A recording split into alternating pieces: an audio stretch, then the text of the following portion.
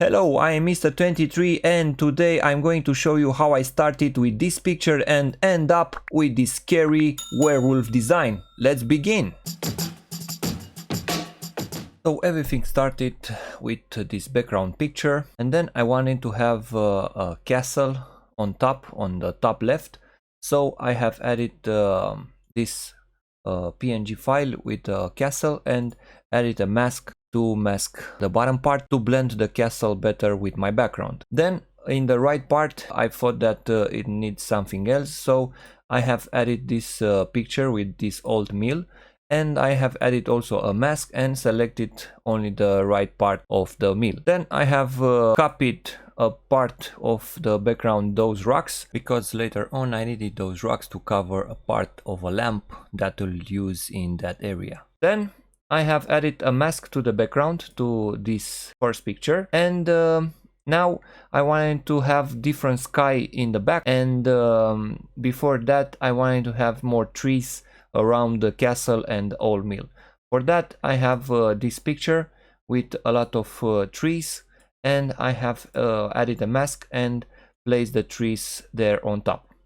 Then I multiplied that again and use those trees in the right part. Here on the left side, this fog, I didn't really like it, so I have copied a part of the background and put it there to mask that fog. And because it still had some fog over there, I have copied those trees and put them there on the left. Then what I did, I tried to colorize all the elements that I have used to blend them better to look like they belong to the background. So let's start with the old mill.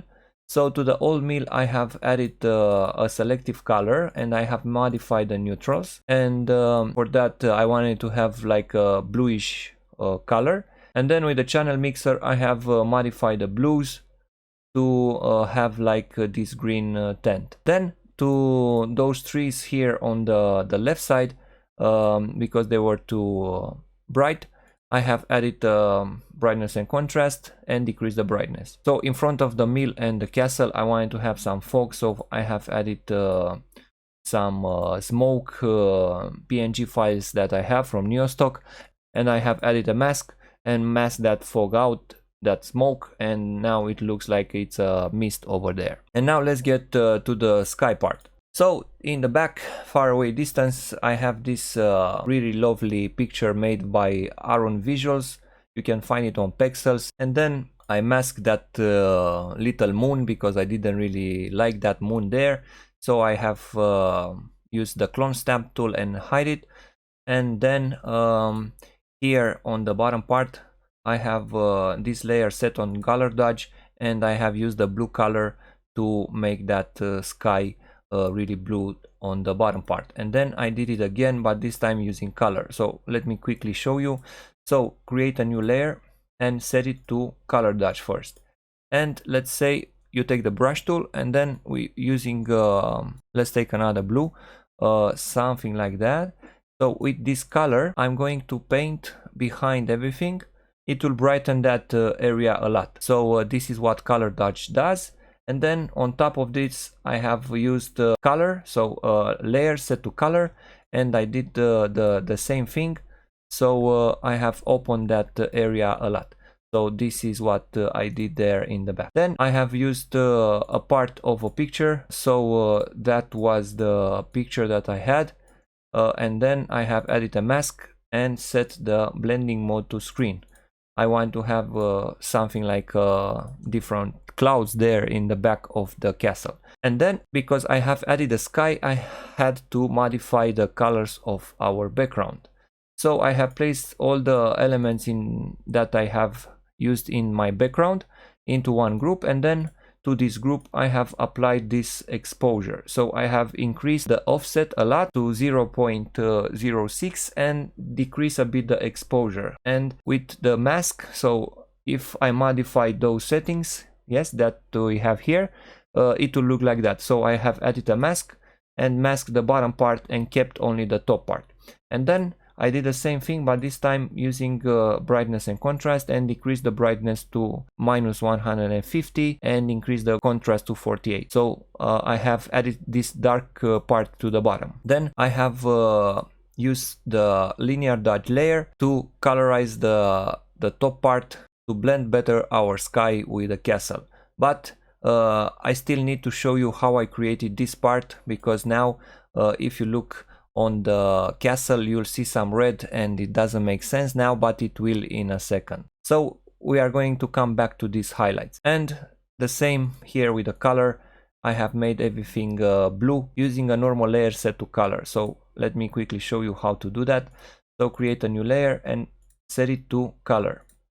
Alright, and now let's take this blue, something like that. Alright, and with this blue I'm going to colorize the background. Alright, so it looks like that to blue, of course, but you have to double click and use the blend if.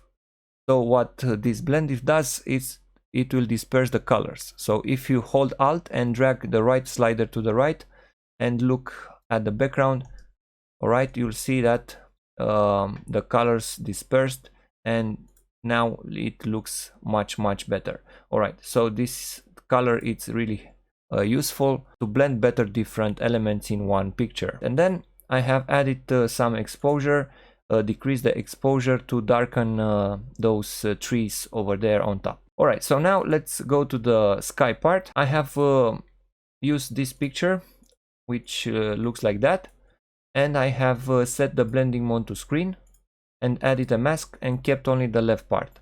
Then I did the same thing with this image. It looks like that on normal, and I have added a mask and kept only that part of the picture. And then I didn't really like those stars that were shining over there, so I have masked them out. And on top I wanted to have more saturated colors, and I did the same thing like I just showed you, using a normal layer set to color, and I have painted with red and blue. Alright, and now let's get back to that layer, this one, those highlights, right? That now makes sense, and let me show you how I did those highlights.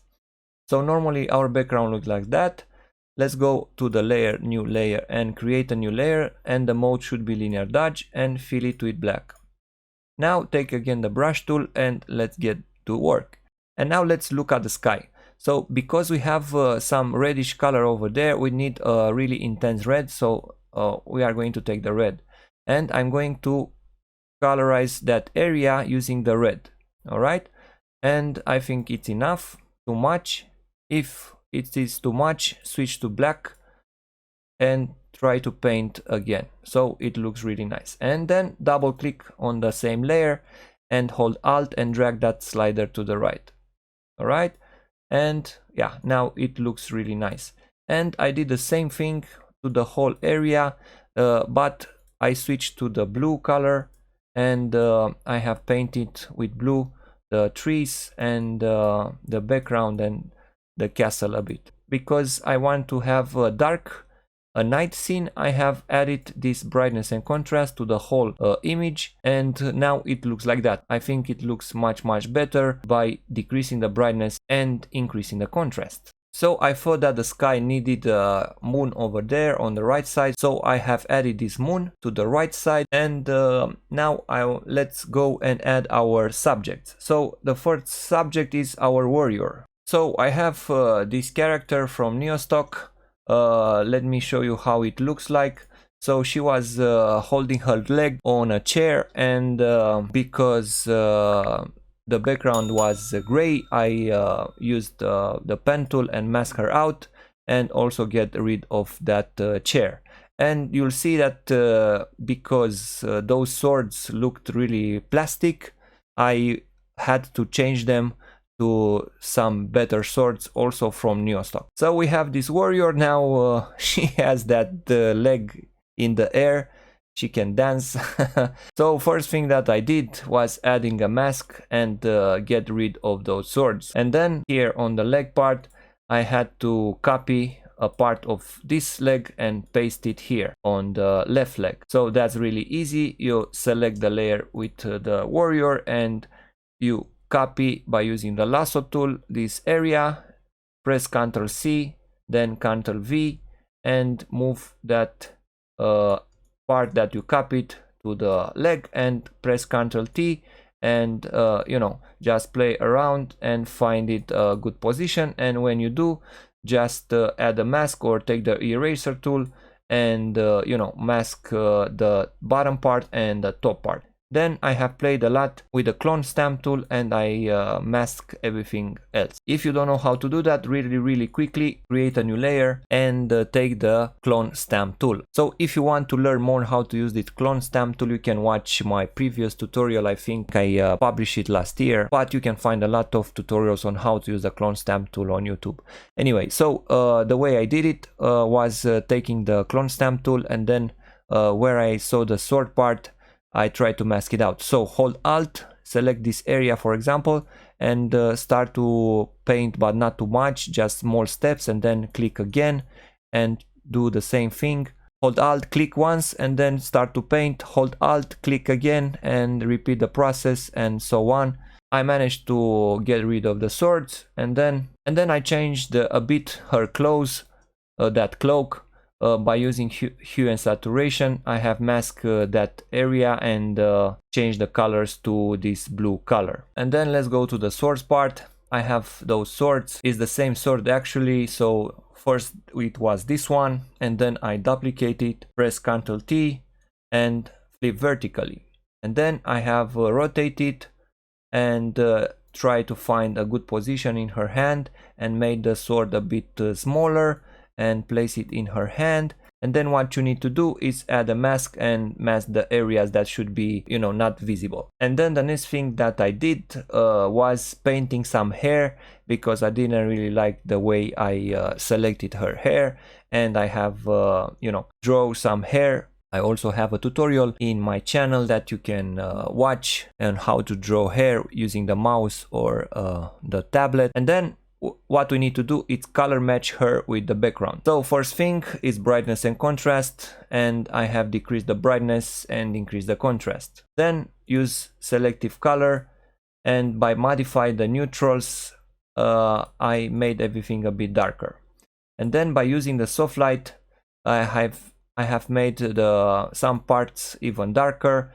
And let me show you how to use this soft light. I call it dodge and burn because it does the same thing. It's like burning some parts to make them darker, or using the dodge is like using the white color to brighten some parts. Alright, so you go to layer, new layer, and here select soft light and fill it with 50% gray. Now you need to take the brush tool, and if you paint with the black color, let's say here on the bottom, you'll see that it will darken that area a lot, and it's the same with the other areas. And this tool is really important if you want to add realism to your images. Using the highlights now, because we don't have the fire yet, this doesn't make sense why she should have that color over there, that orange color, but we will add a light here on the ground and it will cast that lights, that orange light on her. I just showed you before a few minutes ago. So go to layer, new layer, and here select linear dodge and fill it with black. And now again take the brush tool, and if you use this orange color and if you paint on some parts, let's say like that, where that light should intersect with her body and her clothes, yeah, it will do those things. And of course it looks bad, but we need to add a blend if. So double click and now drag this slider to the right by holding Alt. Alright, and this is it. And then by using the same color, I'm going to paint again on that on those areas, because the blend if took a lot of this color. Alright, so this is how I added the orange highlights, those ones. And then I added more, but small ones, by using the same method. This time I changed the color to something like orange to yellow color, to have two types of colors, not just orange but also yellow. And the last one was this white highlight. And if you don't know how to do those white highlights, it's the same method, but I'm not using the blend if. So go to layer, new layer, and here again linear dodge and fill it with black. So the idea is this: if you are using a mouse, you need to, after you finish with the highlights, you need to play with the smudge tool, because otherwise it will be just a straight line and it doesn't look good. So now I'm painting with a mouse. I also have a tablet, and usually I do this with a tablet, but now for this tutorial let's use the mouse. So now I'm using the mouse, and with the white color on the sides I'm painting with this white color, and of course here on this sword part or whatever it is, I'm doing the same thing. So this is how you do those white highlights at the end, by using the mouse. So this is the problem with the mouse, because it cannot fade. You see, when I'm finishing my line, it remains like that, like a really harsh line.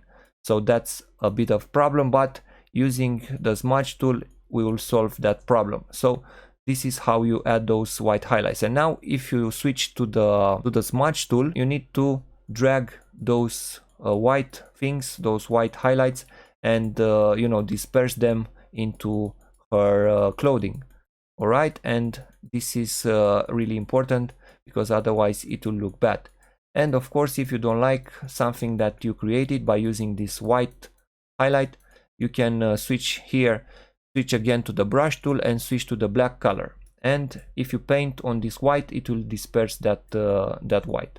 So this is how I do my highlights using the mouse. Of course, we need to go to the swords now and do the same things again. So first, exposure, decrease the exposure, and then with selective colors I have changed the colors of the swords using those settings, and at the end I have added some shadows underneath the hands by using this time brightness and contrast. So by using this I have darkened those areas and added something like shadows on the parts that her hand hold the swords. Alright, and then at the end, that dodge and burn, and I have used it to darken some parts and to brighten some other parts. Then at the end, the last adjustment was a normal layer set to color, and I have painted with some orange color on the sides because I wanted to have more color. So this is really easy. Create a new layer, set it to color. Don't forget to blend it inside the group by holding Alt. Click between the layers, and then if you take this, let's switch to some orange color, this one. If you paint with this orange, it will saturate those areas, and you have now different types of colors there, not just one color. So this is really nice, using the color after you finished with everything. If you have, of course, some lights that require those colors, otherwise it doesn't make sense. All right, so let's go back a bit, and let me zoom into her face a bit. And here I have added those things on her face, and then I have manually painted with some brush and added something like not a mask, but you know, some bruises on her face. And then I have added with this exposure, adjustment layer, some more shadows. And when I finished everything, I thought that she needs more white parts of the hair, so I have painted more hair, because we will have some light here on the left part. I have added this color dodge that will cast some more light on that leg. Now, of course, doesn't make sense, because this layer I have added after I have finished with the other elements, but now we are going to keep it, so it's just a normal layer. So create a new layer, set it to color dodge, and if you paint with that orange color, it does this. It will add some glow to that area, so it's really nice. So because she has that leg in the air, we need to add something underneath that leg. So I have added this skull from DeviantArt. It's a serious. So this is the part of the image that I have selected. It's an image that I have from DeviantArt. Oh my god, so I have to pronounce those names. I don't know why people use those complicated names, but I try to pronounce them and I really cannot. This is really funny. So you can see their names. I will give you the link anyway. So this is the skull that I have used from that picture, and I have added a mask, and with some grass brush I have masked that area to be part of the grass. Alright, so now let's get to it. It looks really bad or not matching our background, so we need to match this skull with our background. First thing, I have added some Gaussian blur to blur it a bit. I think you know where Gaussian blur is here, filter, and go to blur and choose Gaussian blur. And I think I have used like 1 pixel, not too much, and it looks like that. Then selective color, and I have modified a bit the neutrals to add some other color than white. Then with brightness and contrast, I have decreased the brightness to the maximum or minimum, and I have increased the contrast. Then with the dodge and burn, with that soft light, I have made everything even darker, and with the curves I have made the top part brighter. And then with the exposure, I have painted the shadow that her leg is casting on the skull. So if you want to learn how to do those shadows using exposure, it's really easy. Go to the adjustment layers and here choose exposure and decrease the exposure, alright, and make that part really dark. And then by pressing Ctrl and I, you invert the mask. And now with the brush tool and the white color selected, if you paint, it will add that shadow. I have seen that this method in Benny's production tutorials, and I thought I need to try it, because until now I used multiply for shadows. I still use that method, but for this tutorial I have used exposure. I created the shadows using the exposure. Then with the exposure again, I have made some parts brighten. So it's the same thing, but this time I'm not decreasing the exposure, I'm increasing the exposure. And the same, Ctrl and I to invert the mask. And on some parts, like those ones where they already were white, I have painted with the white color. And that's how I added those tiny lights to the skull. And by using that linear dodge method, I have painted the highlights, the white ones, and then I added some bluish color and some orange color. Okay, so now we need to go to the werewolf part. Look at this. This is really scary. Of course, the werewolf didn't look like that. So now let me explain you what I did to the werewolf part. So I have this scary werewolf from Neostock, and while I was doing this design, I downloaded like 3 or 4 poses because I couldn't decide which one works best for my design. So that's a really nice idea to have multiple choices and poses, because you can you can download the one that you like.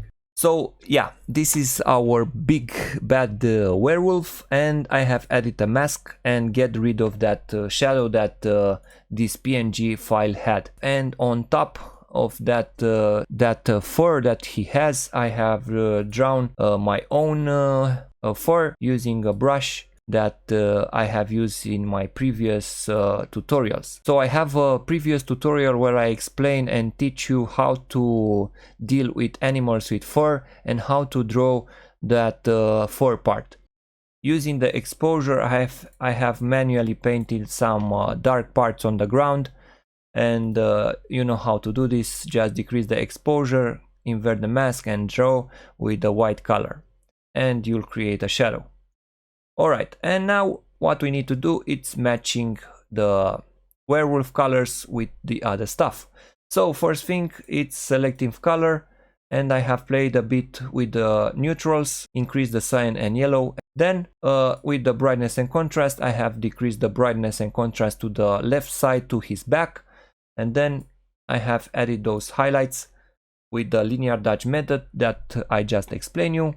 And with the dodge and burn, I have darkened everything again and draw some more highlights using the same linear dodge. And of course, the thing that I do every time, and I don't know if anyone will notice in the final result, is changing the eye color. And then let's add the highlights. First the orange highlights, and don't forget to double click and use the blend diff at the end, because let me show you, without the blend diff it looks like that.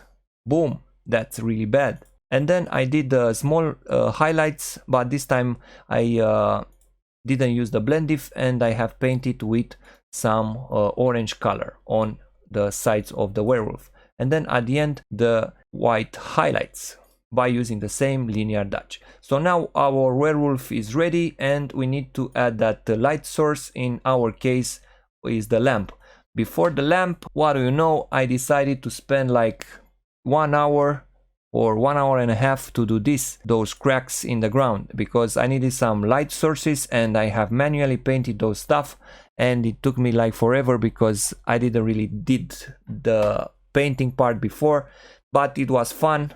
Let's hide it and maybe use it in another design. Alright, so let's go to the lamp part. So we have this lamp over here, and it's a PNG file. I have added first this shadow, this small shadow using the exposure, and I have painted some shadow here on the ground, and then with selective color I have changed the colors a bit to the orange side by using the neutrals. And then with levels, I thought that it has this too dark shade of black, let's say, if it's okay to say that, and by using levels I have made that black a bit bright. So I have used the levels and dragged the left slider to the right. So this slider, if you drag it a bit to the right, it will get rid of that black intense color. Alright, so this is levels, and then with brightness and contrast I have decreased the brightness and increased the contrast to the left side. And then with the dodge and burn I have made everything even darker, and I have added some orange highlights to the lamp. So we have this magic, I call it magic because I have used it in almost all my tutorials. You can watch the tutorial where I explain how to create this type of magic. Today I'm not creating a magic, I'm creating some glow. So there are 3 layers, one set to screen, which is completely black, the other one it's empty, just a normal layer, and the gradient map that it should contain 5 colors. First to the left should be black, first to the right should be white, and then you need to add the color that you want. In our case is this orange, and then decrease this orange, decrease it again, and the last it's white. All those 3 layers, put them in a group, and the group you need to set it to screen. So now if we paint with the white color, let's say here, I click once, if you continue to click it will add a really nice glow, and this method is really nice. If you want to learn more about this method, just check out my other tutorial. And then I created 3 more layers. So first was this color dodge to have some lights on the ground. So let's quickly learn how to do this. Create a new layer and set it to color dodge. And then double click on the layer and use the blend diff, drag this slider to the right by holding Alt, and then press OK. And now if we are choosing orange color by having the brush selected, of course, and if you paint on the ground, look at this, it will add some really nice reflection on the ground. Alright, so this is the first layer, and the second layer is the same thing, but the layer is not color dodge, is set to overlay. And the same thing, if we double click, you'll see I have used this blend diff. The last one that I used, the same color dodge but without the blend diff, so I didn't double click and use that blend diff, and I have painted this this time with the red color, not orange. And now I thought that our design misses some things, so I have added those tombstones. So let me quickly show you how I added those tombstones. So the first one that I have added was this one. It looked like that, and I have added a mask and mask the bottom area to look like it's on the ground. And of course I have added this Gaussian blur to blur it a bit more. Then I have added more, the one in the front, those ones, and I have added this Gaussian blur to make them blurry. And the same that this one in the front, of course I have added a mask that area to make it look like it's on the ground, and I have added this Gaussian blur to blur it more. And here far away in the distance I have added this one, and the same, it was like that, and I have added the Gaussian blur and blur it more. And before placing all of them into one group and apply all the adjustment to all the crosses and thumbstones in the same time, I have added this brightness and contrast and decreased the brightness to the left side of our thumbstones, because here they should be more darkened than in the right side. And then I have did the same thing with this one in the front. I decreased the exposure a bit, and with the brightness and contrast I have decreased the brightness and increased the contrast to maximum. So I have placed all of them into one group, and to this group of thumbstones I have decreased the exposure to all of them. And then with the dodge and burn I have decreased the lights a lot to all of them. With the selective color I have changed the colors to all of them, of course. And then with the highlights, the white highlights first, and then I have added some bluish highlights, some orange highlights that they should have, and at the end some white highlights. And then some brightness and contrast, decrease again the brightness and contrast. And with the exposure I have created the shadows. So the shadows, you know, I just explained you a few times in this tutorial, are made by using exposure. One more thing that I did was adding some grass on the ground to mask some things. So this is the grass that I have added, and to each one I have made some adjustments. So I have decreased the brightness, of course, to the minimum, then added some highlights by using the linear dodge method. And I have done this with all of them. And at the end I have added some Gaussian blur to blur them more. So to add more depth to our image, I have added those branches in front of everything. And then let me explain you how I created the lights on the castle and in the old mill. So if you look at the old mill, for example, it doesn't have any lights. So I have created those lights. Let me show you how I did that. First of all, take the pen tool and create a shape, something like a rectangle.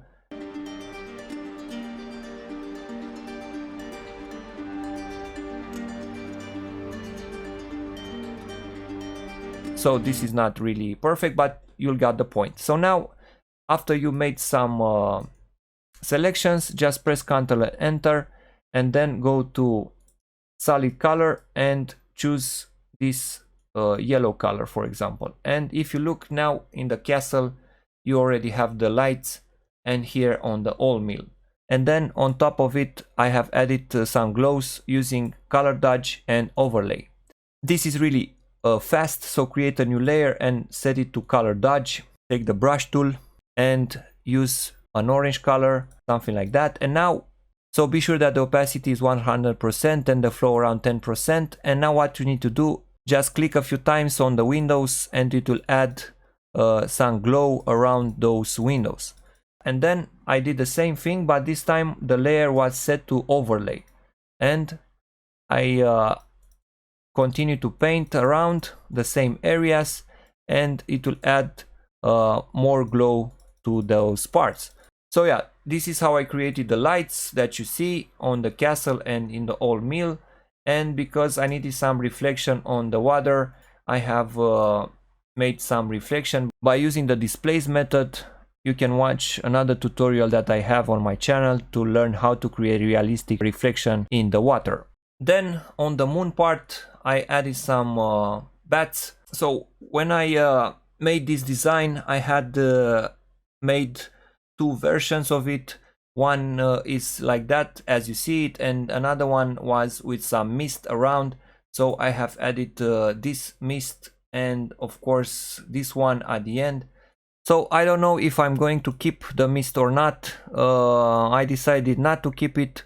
But if you want to learn how to create this mist, I'll make another tutorial soon. So now let's make the final adjustments. So press Ctrl Alt Shift and I when you finished everything, and right click convert to a smart object. Then go to filter and here choose camera raw filter.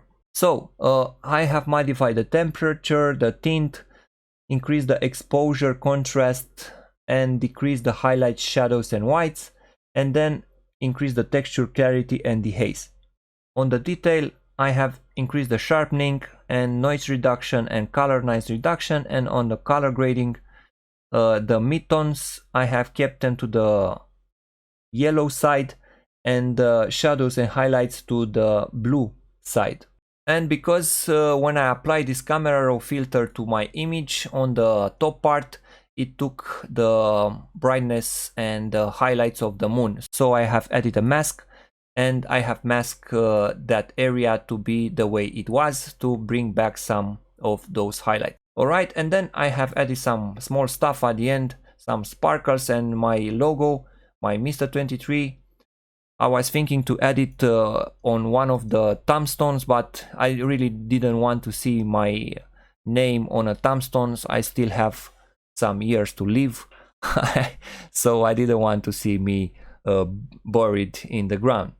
So if you managed to stay till the end of this tutorial, thank you so much for watching everything. Actually, this design took me like 12 hours to finish, so imagine that I cannot really do such a long tutorial.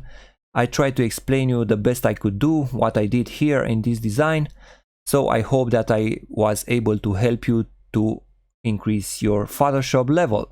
So if you are new to this channel, please don't forget to subscribe to be notified anytime that I'm posting a new tutorial. At the end, please don't forget to comment down below what was your impression about this tutorial, if you like it, if you didn't like it. Tell me what you want to see in my next tutorials, and if you want to get in touch with me, follow me on Instagram and you can leave me a message there. I usually respond really quickly to all my messages. So thank you again and see you next time.